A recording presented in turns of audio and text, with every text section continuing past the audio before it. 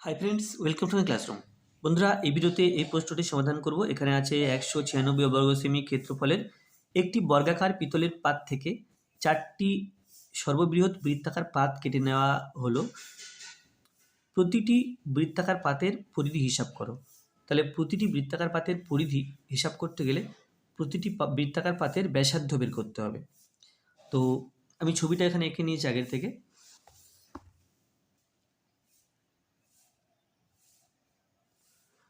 তো ছবিটা দেখলে বোঝা যাচ্ছে, দেখো যে এখানে 4টি বৃত্তাকার পাত এভাবে কাটতে হবে, আর এটা হলো সেই বর্গাকার পাত। এখন দেখো, এখন বর্গাকার পাতের যেটা দৈর্ঘ্য, দৈর্ঘ্য বলতে আমরা এই প্রান্ত থেকে এই প্রান্ত, তাহলে এই যে দৈর্ঘ্য এখান থেকে এই পর্যন্ত, এটা এই বৃত্তাকার পাতের ব্যাসার্ধ। এখান থেকে এই পর্যন্ত এটাও বৃত্তাকার পাতের ব্যাসার্ধ। এখান থেকে এই পর্যন্ত, এখান থেকে এই পর্যন্ত, এগুলো হলো বৃত্তাকার পাতের ব্যাসার্ধ। তাহলে একটা দৈর্ঘ্যের মধ্যে 1 2 3 4 চারখানা ব্যাসার্ধ আছে। সুতরাং এই বর্গাকার পাতের একটা বাহুর দৈর্ঘ্য বের করে নিয়ে তাকে 4 দিয়ে ভাগ করলে আমরা একটা একটা বৃত্তাকার পাতের ব্যাসার্ধ পেয়ে যাব। তাহলে প্রথম কাজ হবে যে বর্গাকার পাত আছে তার একটা বাহুর দৈর্ঘ্য বের করে ফেলা।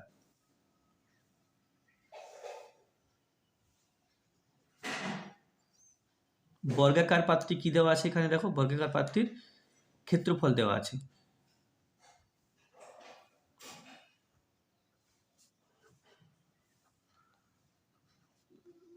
ক্ষেত্রফল সমান 196 বর্গ সেমি, বা এখানে সেমি স্কোয়ার দিলাম।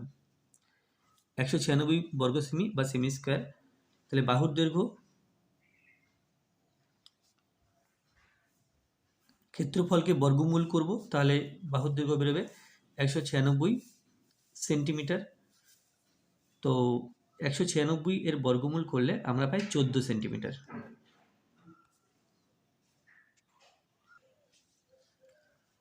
অতএব প্রতিটি বৃত্তাকার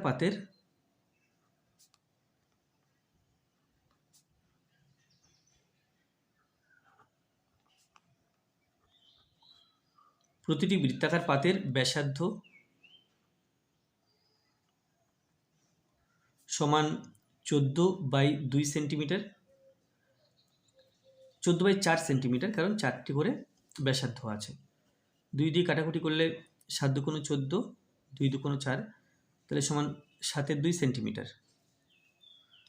তাহলে পরিধি সমান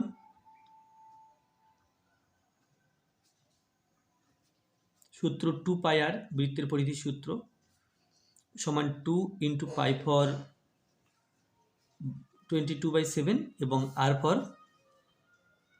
7/2, আর এটা হবে সেন্টিমিটার।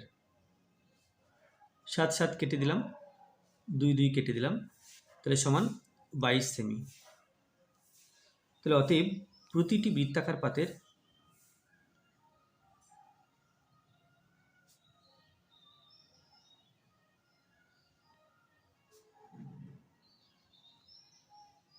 পরিধি